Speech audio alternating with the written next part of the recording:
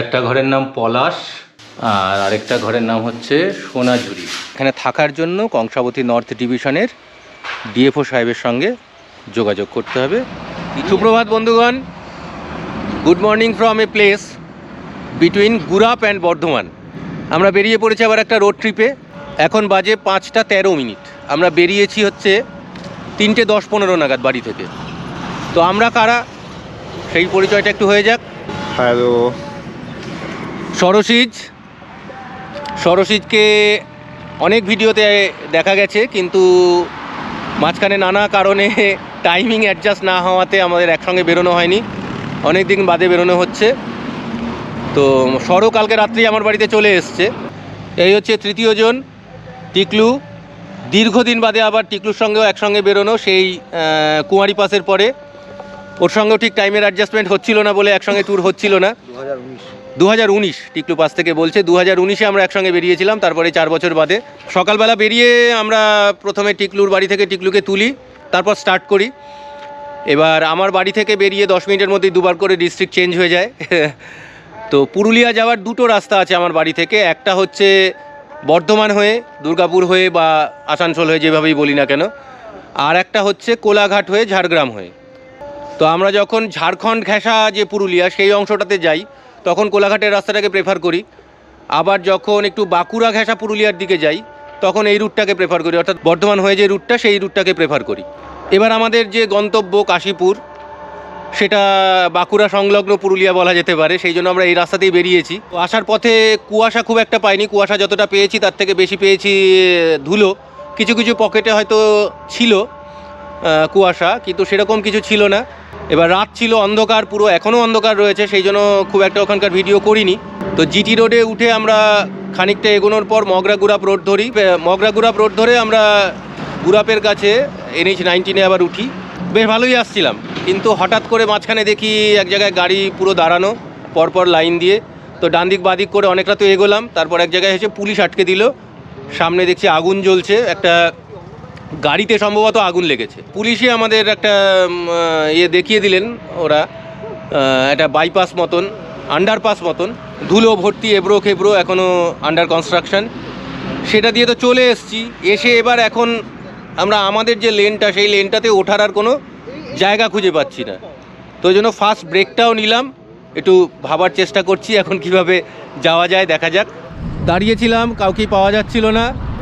তো এক ভদ্রলোক আসলেন, সেই ভদ্রলোক আমাদের একটু ইনস্ট্রাকশান দিলেন যে কিভাবে এইটা দিয়ে গিয়ে আবার হাই রোডে ওঠা যাবে। তো এখন দেখি সেই চেষ্টা করবি, যদি উঠতে পারি। বলে তো দিলেন, কিন্তু বেসিক্যালি কিচ্ছু দেখা যাচ্ছে না, রাস্তার এমন অবস্থা, কিচ্ছু দেখা যাচ্ছে না। চলে এসছি Palsit toll plaza.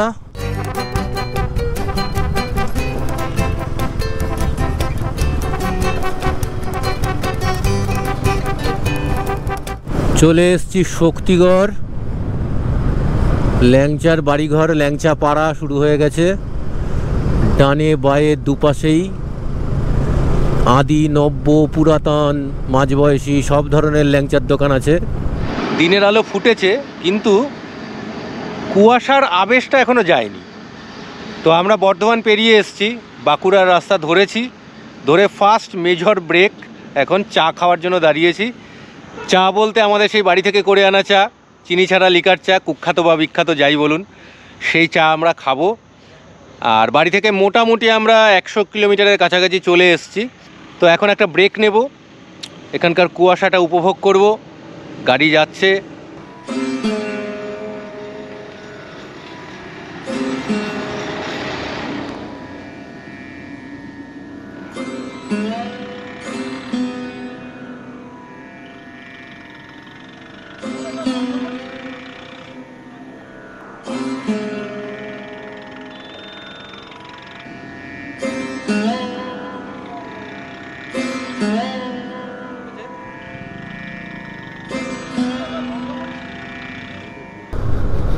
Tea break হয়ে গেছে। এবার আমরা আবার স্টার্ট করলাম বাঁকুড়ার দিকে। কুয়াশা এখনও কাটেনি, প্রায় 10-15 মিনিট 20 মিনিট মতন প্রায় দাঁড়ালাম আমরা। কুয়াশা কাটেনি, আমাদের বাড়ির ওই দিকটাতে অতটা কুয়াশা ছিল না, কিন্তু মগরার পর থেকেই একটু একটু কুয়াশা দেখছি। এখন ভালো কুয়াশা।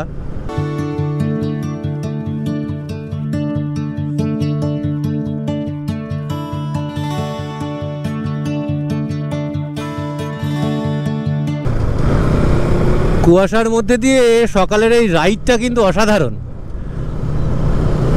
ধীরে ধীরে লোকজন জেগে উঠছে, কোথাও বাড়ির সামনে ধান সেদ্ধ হচ্ছে, গৃহস্থালির কাজকর্ম শুরু হয়েছে সবে। আর ডানে বায়ে প্রচুর সর্ষে ক্ষেত, সেই সর্ষে ক্ষেতের ওপরে কুয়াশা, দারুণ লাগছে। মানে ডেস্টিনেশন ফিক্সড না থাকলেও শুধু রাইডের জন্যই এরকম রাইড করা যায়। খুব ভালো লাগছে, দারুণ।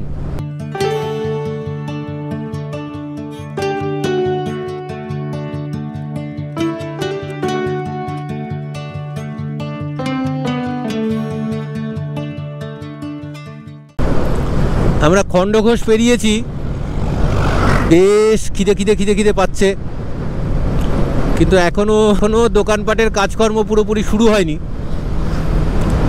একটা দোকানে বেশ ময়দা টয়দা মাখছে আর কী সব ভাজাভাজি করছে দেখলাম, তো দাঁড়ালাম।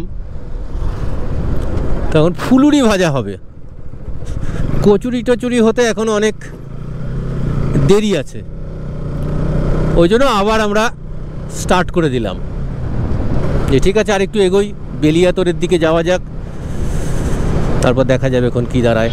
আমরা এখন এসে পৌঁছেছি ধান সিমলা বলে একটা জায়গায়, বাঁকুড়া ডিস্ট্রিক্টে। তো ব্রেকফাস্টের ব্যবস্থা হয়েছে, আবার ওই জন্য একটা ব্রেক। এই বাঁ দিকটা হচ্ছে বর্ধমান, আর এই ডান দিকে গেলে হচ্ছে পুরুলিয়া পৌঁছবো।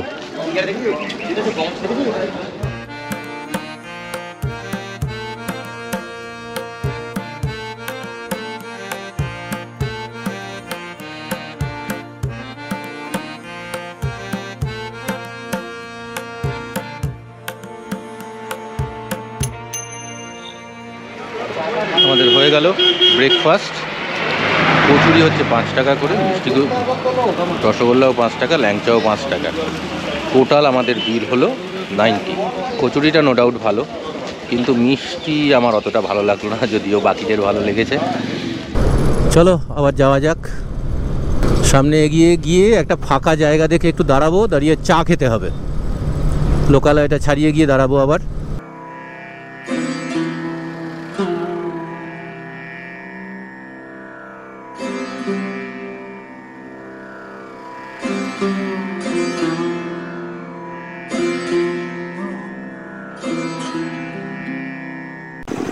ব্রেকফাস্টের পরের চা এটা, ফার্স্ট ক্লাস, কিন্তু চড়াম চড়াম করে দিচ্ছে।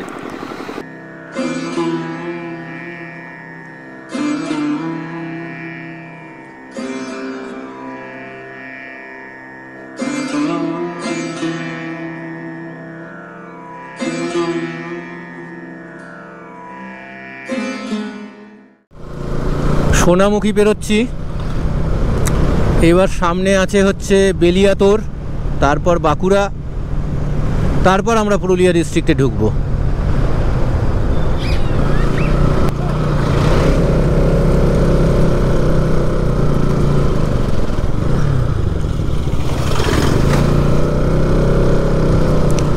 এইসব চত্বরে কিন্তু হাতির উপদ্রব বেশ প্রবল। 2-3টে জায়গাতে দেখলাম এলিফ্যান্ট ক্রসিং জোন বলে লেখা রয়েছে, বোর্ড দেওয়া রয়েছে। এখন আমরা বেলিয়াতোর পেরোচ্ছি, যেবার কুইলাবাল ফরেস্ট বাংলোতে ছিলাম সেইবারের ট্রিপে এই বেলিয়াতোরে আমরা ব্রেকফাস্ট করেছিলাম কোনো একটা দোকানে, এইরকম কোনো একটা দোকানে।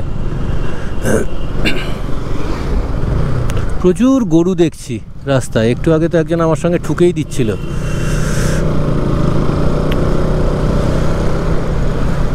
কোথায় যাচ্ছে কে জানে এত গরু, পালে পালে গরু।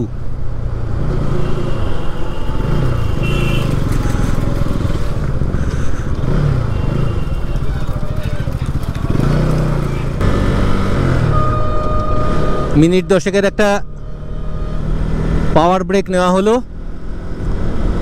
এবার আবার আমরা চলেছি, সামনে আছে বাঁকুড়া। তারপর সেটা পেরোলেই আমরা পুরুলিয়া ডিস্ট্রিক্টে ঢুকবো।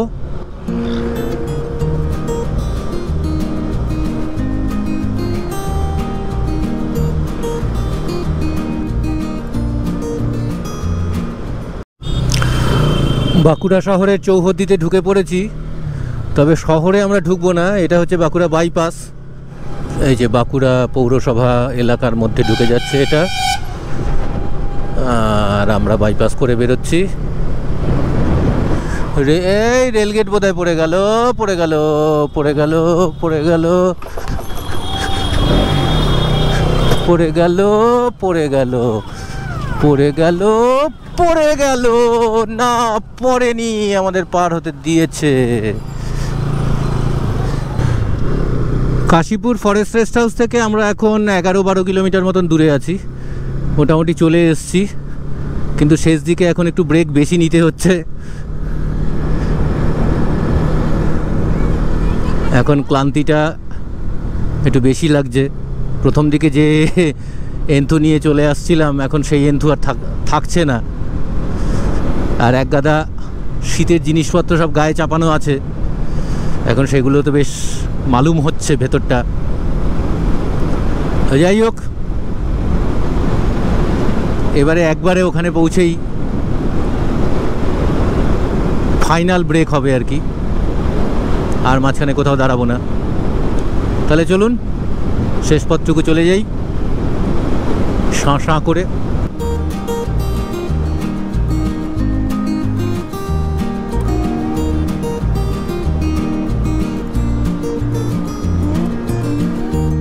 প্রচুর পলাশ গাছ রয়েছে,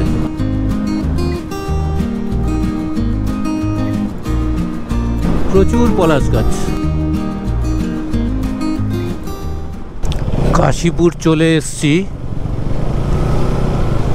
এবার ফরেস্ট রেস্ট হাউসটা দেখতে হবে।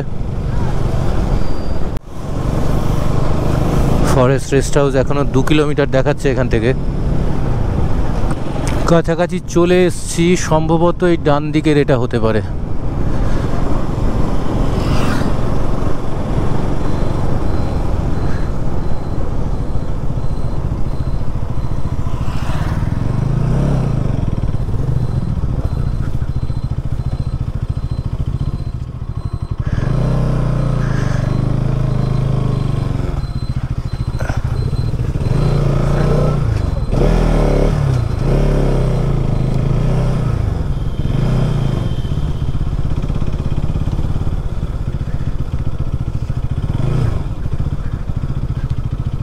চলে এসছি, এবার দেখি ফর্মালিটিস পূরণ করা, সেগুলো করি।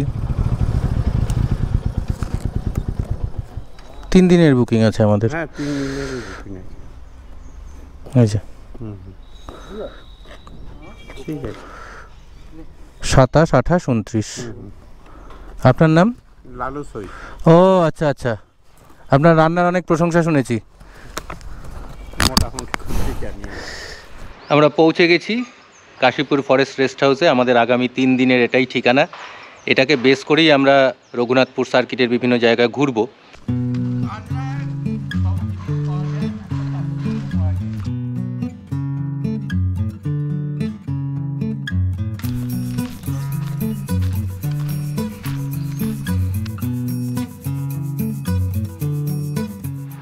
জনগণ এখন সব মালপত্র খুলছে। যতক্ষণে আমরা সমস্ত মালপত্র খুলে ঘরে নিই, ততক্ষণে আপনাদের রুম ট্যুরটা একবার একটু দিয়ে দিচ্ছি। এই হচ্ছে বাংলো,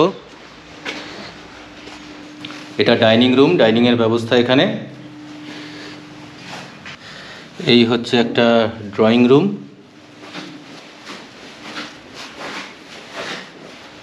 দুপাশে 2টো রুম, এই একটা রুম, সিঙ্গেল বেড, এই toilet, western toilet, geyser teaser সবই আছে। আর এই আরেকটা রুম, এসির ব্যবস্থা আছে। এখানেও এই অ্যাটাচ টয়লেট। একটা ঘরের নাম পলাশ, আর আরেকটা ঘরের নাম হচ্ছে সোনাঝুরি। আর এই দরজা খুললেই সামনে একটা সুন্দর বারান্দা। এখানে কিছু নিয়ম কানুন দেওয়া রয়েছে।